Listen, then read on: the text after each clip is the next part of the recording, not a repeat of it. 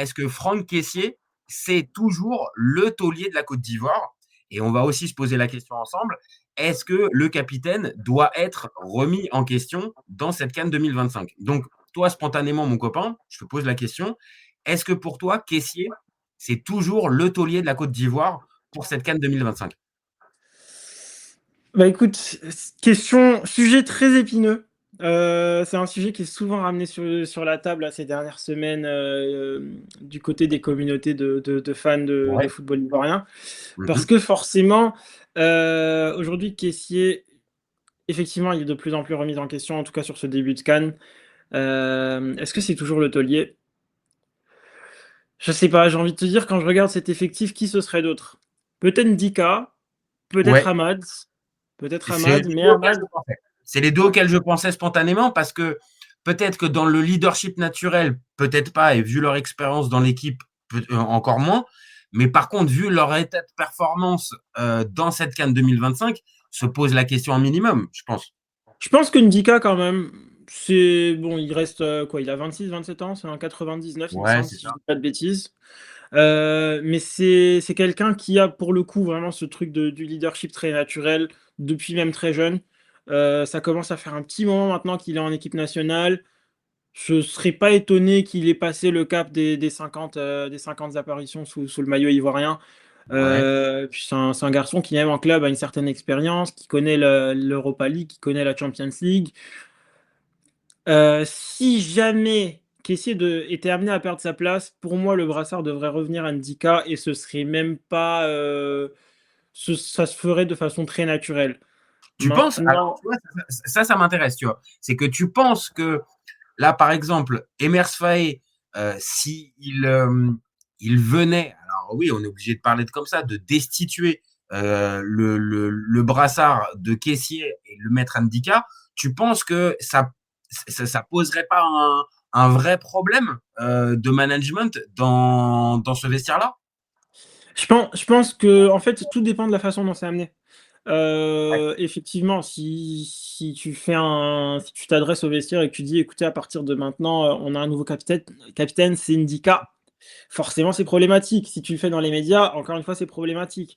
Maintenant, si sur un match, Kessié démarre le match sur le banc, il te faut bien un capitaine, on va dire, de circonstance sur le terrain. Ouais. Faudrait que ce soit Ndika. Maintenant, si Kessié, est amené à entrer en cours de jeu, il récupère son brassard. Ça reste le capitaine officiel. Ouais. Donc, Hem, on va dire, tu arriverais je le destituerai pas.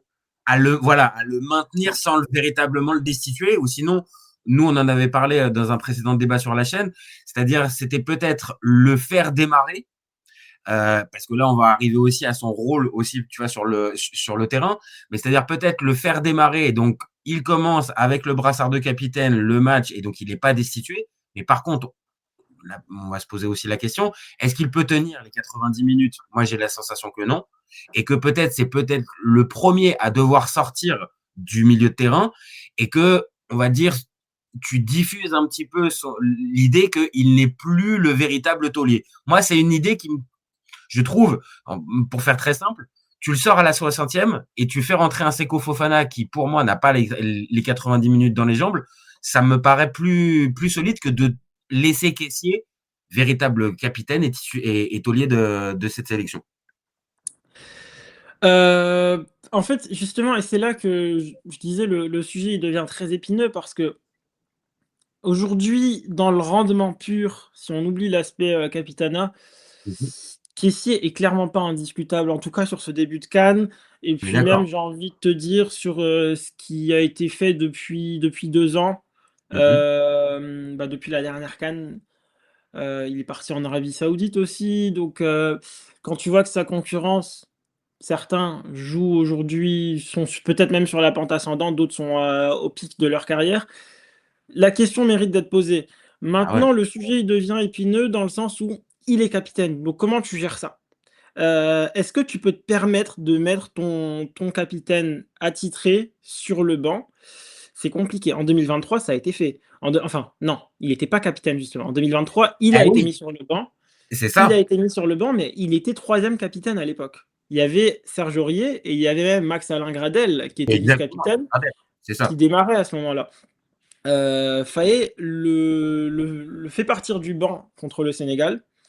C'est le Et seul match où il n'est pas titulaire, parce que justement, on avait constaté, parce que les 3 premiers matchs de poule, on les avait fait avec, essayer sans garer. le re oui, non, mais je voulais dire le regretté, paix à son âme, Jean-Louis Gasset. Jean-Louis Oui, tu as raison.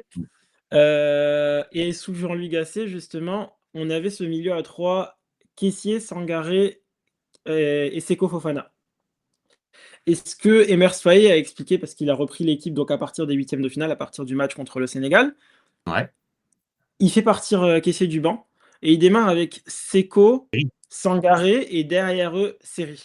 Et Seri, je vais y revenir tout à l'heure parce que pour moi, c'est vraiment le profil qui, pour moi, est indispensable dans cette équipe. Mais pour le moment, parlons juste de Kessié. Kessié part Mhm. du banc. Ce que Emers Faé explique plusieurs semaines plus tard, donc juste après la CAN, c'est que ce qu'il avait remarqué, c'est que quand les 3 démarraient ensemble, bah, en fait, c'était 3 très bons joueurs individuellement, mais que les 3 se ressemblaient trop. Ils étaient Ouais, trop similaires dans leurs caractéristiques, donc c'était c'est pas ça. assez complémentaire.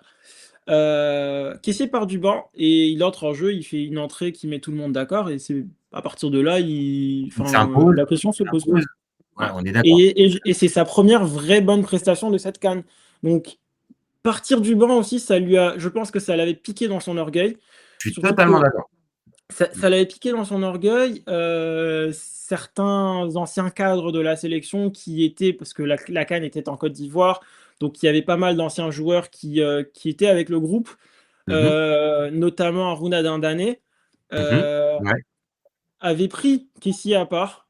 Ils avaient quand il lui avait été annoncé qu'il allait démarrer sur le banc, ils avaient essayé de jouer leur rôle de grand frère, lui expliquer que Mhm. c'était pas une fin en soi.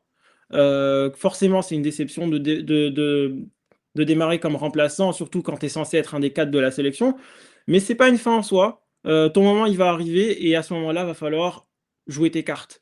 Ce que Kessié a très bien fait, il a accepté cette décision avec beaucoup d'humilité. Et à partir de ce fameux huitième contre le Sénégal, il fait une très très bonne CAN. Et si je dis pas de bêtises, il est élu meilleur joueur de la compétition. Oui, oui, oui, parce que la Alors deux... que sa phase de poule est pas folle. Ah non, non, non, la première phase de poule, tu l'as dit, ça manque de complémentarité véritablement entre les trois. Pareil, on en a déjà parlé, le milieu, il est, on va dire, c'est un peu le milieu fantasmé. Sangaré, Seko Fofana avec Kessié. Le seul problème, tu l'as dit, ça manque de lien à un endroit. Ouais, je sais même pas par où commencer tellement en fait là il y a un problème dans le pressing, il y a un problème dans celui qui va se retrouver derrière, celui qui veut se retrouver devant à se projeter et les trois ont ces capacités là. Donc OK, ça marche pas et tu as raison de commencer à en parler. Il y a eu Seri qui est arrivé dans ce milieu-là, il a été piqué et ça a correspondu aussi si tu me diras si je me trompe, mais un peu à un Seko Fofana qui a commencé un peu à baisser de pied aussi. Alors que sur le premier quart, sur le début de la compétition, j'ai trouvé que Fofana était était mieux. Est-ce que Ouais. là, encore une fois, tu vas être obligé dans ce milieu de terrain, Sangaré, Kessié, Seko Fofana, tu es obligé d'en sacrifier un au minimum. Parce qu'on l'a vu là en 2025, ça ne fonctionne plus. On est d'accord. Oui, bah, clairement, là où je voulais en venir, c'est que Ouais. en 2023, tu l'as fait, c'était beaucoup plus facile qu'aujourd'hui parce que Kessié n'avait pas ce statut de capitaine. Aujourd'hui, il a ce statut de capitaine. Aujourd'hui, la phase de poule a clairement mis en évidence le problème qui était déjà, que Emerse Faé avait déjà très bien identifié il y a 2 ans, c'est que Mhm. ces 3-là, ça ne peut pas marcher ensemble. Maintenant, est-ce que c'est toujours possible, comme tu l'as fait il y a 2 ans, de sacrifier Kessié? Je ne sais pas. Heu, c'est beaucoup plus délicat à gérer, justement parce qu'il y a cette question du brassard. Comment tu annonces à ton capitaine: «Bah, tu vas partir du banc»? Ça peut se faire, mais encore une fois, ça va dépendre du management, de la gestion humaine de Faé. Mais effectivement, il faut en sacrifier un des 3 Toi, et je pose la question l'un à toi. Toi, tu sacrifierais lequel? bah, déjà pour moi, Seko, il doit aujourd'hui, c'est le moins bon des 3. Clairement, On est d'accord. Seko, il doit sauter. Maintenant, avec Kessié, il y a d'autres problèmes aussi qui font qu'il est pas tout à fait, indiscutable et qui Mhm. font que même, heu lui et Seko, les deux pourraient sauter. Euh, Ok. Donc, Pourquoi? attends. Parce que Kessié, en fait, Kessié, il y a un vrai problème dans l'abattage défensif. Ah Et oui, on l'a oui. eu, on l'a eu quand même, toi comme moi, on l'a eu pendant de longues années à Milan. Je pense qu'on Ah connaît très bien le joueur. Kessié, notamment à Milan, dans un milieu à 3, ça a quasiment toujours été compliqué. Il a été très bon quand Pioli l'avait repositionné dans ce double pivot oui, où il était accompagné de Ben Nasser. Et c'est là que c'est c'est ça. intéressant parce que Ben Nasser, dans le profil technique et physique, il ressemble beaucoup à un Seri Un et série, ouais. il ressemble beaucoup à un Christinao Boulaï. Je suis d'accord.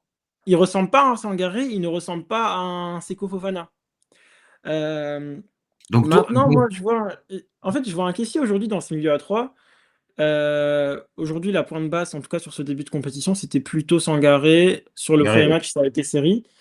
mhm. Sangaré, déjà, Sangaré en point de basse, plus jamais. Parce Ah qu'il, pour ouais. moi, il n'a pas les qualités pour. Non, Mais je vois un caissier qui évolue du coup en 8, mais c'est un peu le 8 le plus haut sur le terrain. le plus haut sur le Euh, terrain.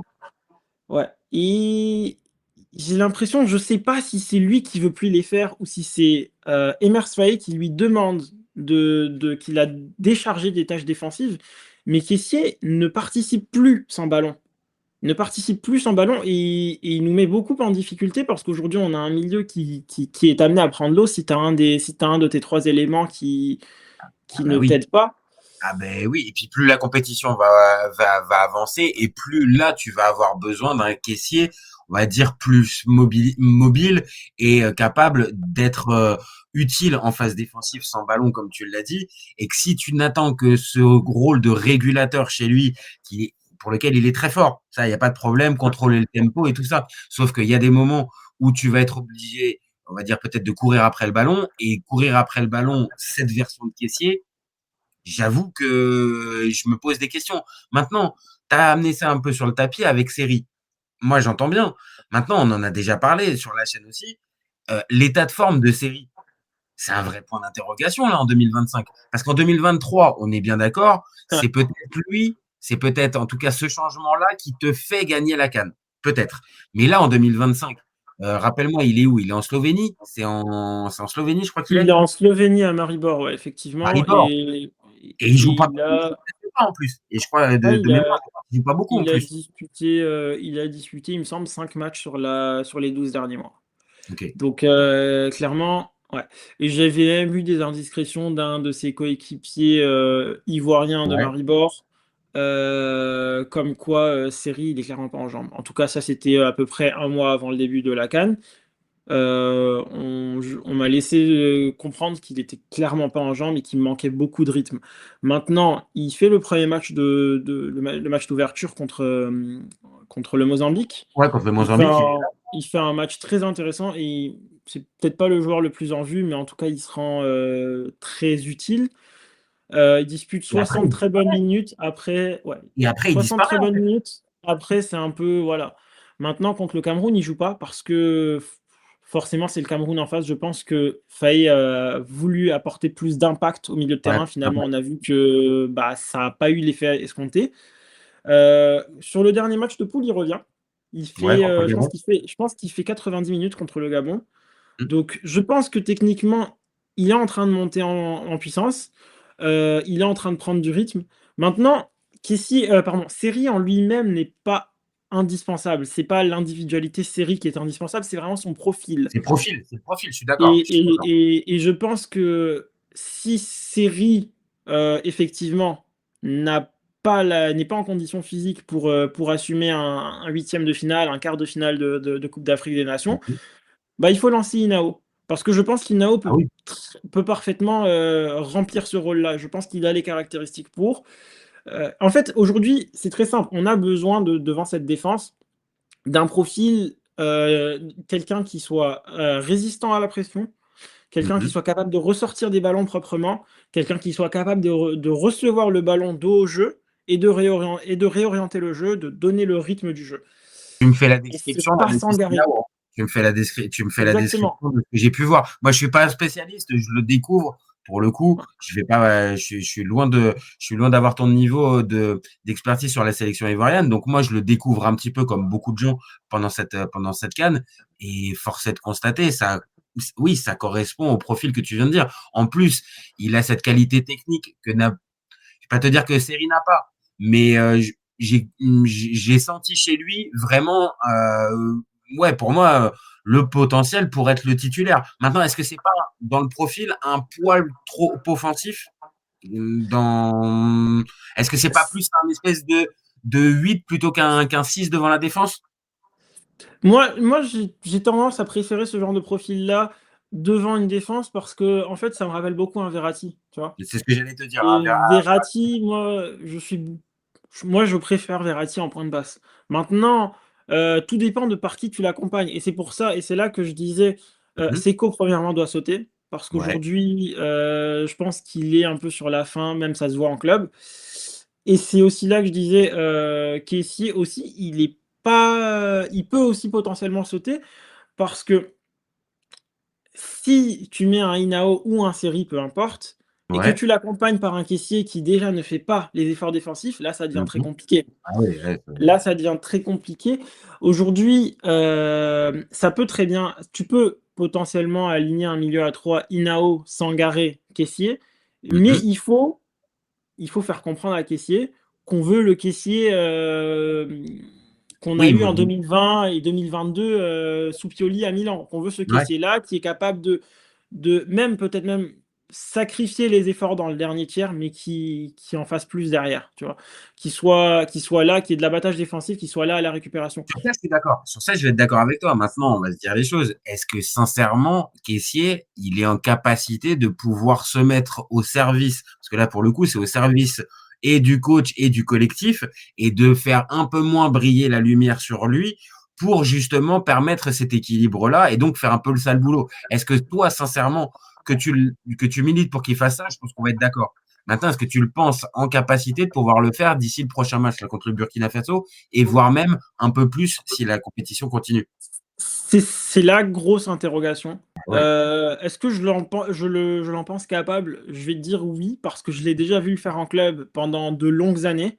Mmh. Je me souviens d'un caissier qui pendant des années, faisait un peu le Henderson role à Mmh. Liverpool, dans le sens où il couvrait toutes les montées de Théo Hernandez sur son couloir, Ouais, ouais. et Théo Hernandez, c'est pas le latéral le plus défensif. Moi, j'ai déjà vu Kessié le faire et ce qui me conforte dans cette idée, c'est quand je vois toutes les courses vers l'avant qu'il fait depuis le début de la compétition. Ouais. Parce que on peut me dire: Il «Oui, est il plus a pris présent, de comme l'âge». tu l'as dit, il est plus présent offensivement que Ça, défensivement. Alors que dans son on va rôle, me dire normalement, tu dois en attendre plus, en fait. bah, c'est ça. En fait, ce qu'on va me dire, c'est qu'il a pris de l'âge, il a plus le coffre. D'accord? Il a plus le coffre, mais est-ce qu'on voit j'ai pas le chiffre exact, mais si je serais pas surpris que ce soit le joueur qui parcourt le plus de kilomètres dans cette équipe de Côte d'Ivoire, parce qu'il fait énormément de courses vers l'avant. Tu fais pas autant de courses vers l'avant si tu as pas de coffre. Donc c'est clairement pas une D'accord. question de coffre pour moi. Et moi, je me demande, pour moi, il y a 2 hypothèses. Soit Emers Faé l'a déchargé des tâches défensives, il lui demande d'être plus présent dans le dernier tiers, ce qui pour moi est un non-sens. Soit c'est Kessié lui-même, peut-être par ego, qui a plus envie de le faire, tout simplement. Mais Je, c'est pas une question de capacité.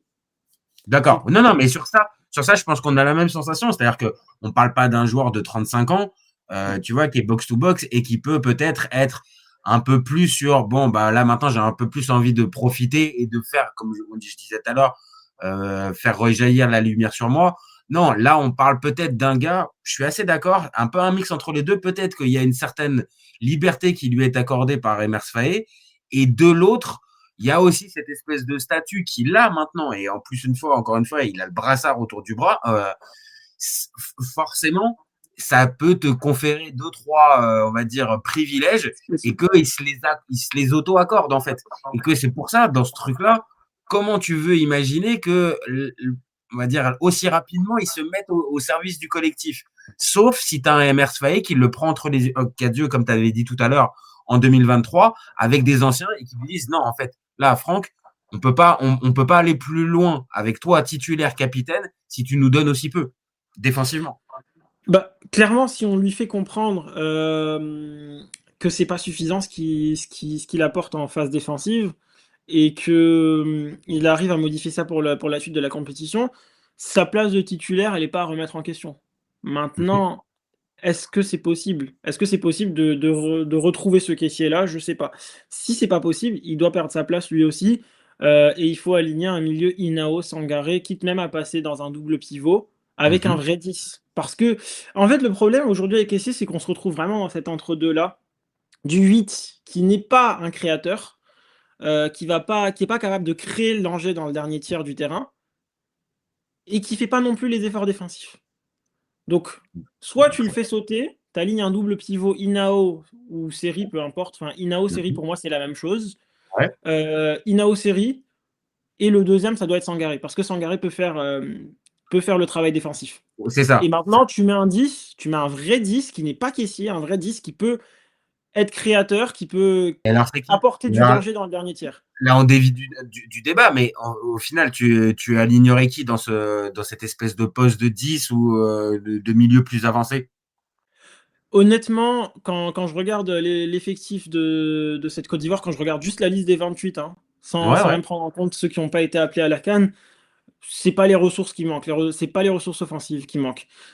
Tu pourrais mettre Amad Diallo en 10 et puis mettre ouais, un Wilfried Zaha ou un Bazoumana Touré qui ouais. Touré, moi, on parle beaucoup de Yann Diomandé, qui est un super joueur de football, Mmh. mais honnêtement, si on n'avait pas Yann Diomandé, Bazoumana Touré, je pense que beaucoup en parleraient comme un énorme crack. Le pauvre, il est juste maudit en fait d'être tombé sur le côté de Ouais, Yann Diomandé de parce que Diomandé à ce moment-là. Ouais, Bazoumana, c'est un 2006. ouais. Il a le même âge que Diomandé et c'est un super joueur de football. Il est en train d'impressionner du côté de Hoffenheim. Il est gaucher, donc il pourrait éventuellement jouer à droite Mmh. avec un Amad Diallo en 10. Et là, ça pourrait devenir très intéressant parce que Hamad, il est beaucoup plus créatif que Kessié.